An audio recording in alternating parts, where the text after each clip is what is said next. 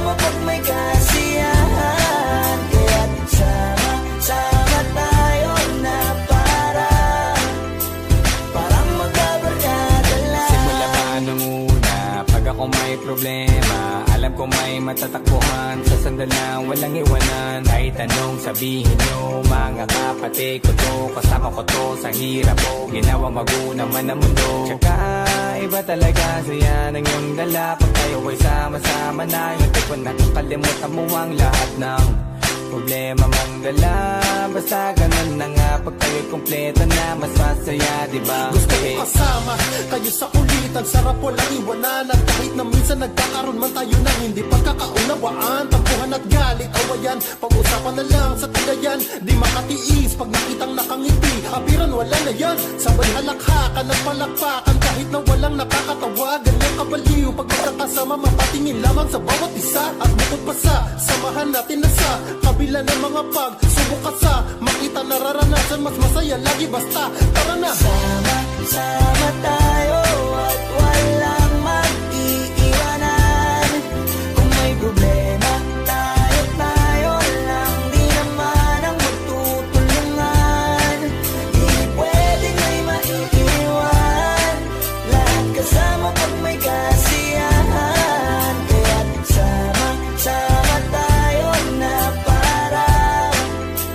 parang magkabarkada. Kumiiwan na magkakapatid, magkakaibigan lang tingnan. Nagkakapikunan man minsan, wala pwede namang iwan. Kami din ang magkakasangga sa lahat. Kahit gano'ng kabigat, ano bang hirap, mapapalitan na sarap. Basta tayo ay magsikap, tsaga na sa tawa pagkasama sila. Pero hindi na bago, walang kasing saya. Kaya sa kanila kompleto na. Kung may kapatid ka na, may tropa pa, hindi kotang-kota na. Wala na kong mahihiling sa kanila pa lang ay sobra na.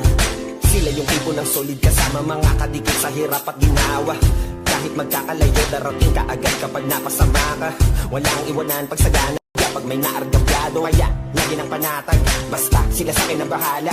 Walang dahilan para mag-iwanan, sa isa't isa kami nagtitiwala. Sama tayo at walang mag-iiwanan. Kung may problema, tayo lang, di naman ang magtutulungan. Di pwedeng may maiiwan, lahat kasama pag may kasiyahan. Kaya't sama tayo na parang magkabarkada lang. Kaya walang iwanan tayo. Asahan nyo na, magdadamayan tayo. Kahit ano man ang problema ng bawat isa, babangon tayo kahit tayo pa ay madapa. Di magpapahalata, ganyan lang dapat. Di magpapaawat sa pagsubok may subukin. Dapat tayo ay maging handa.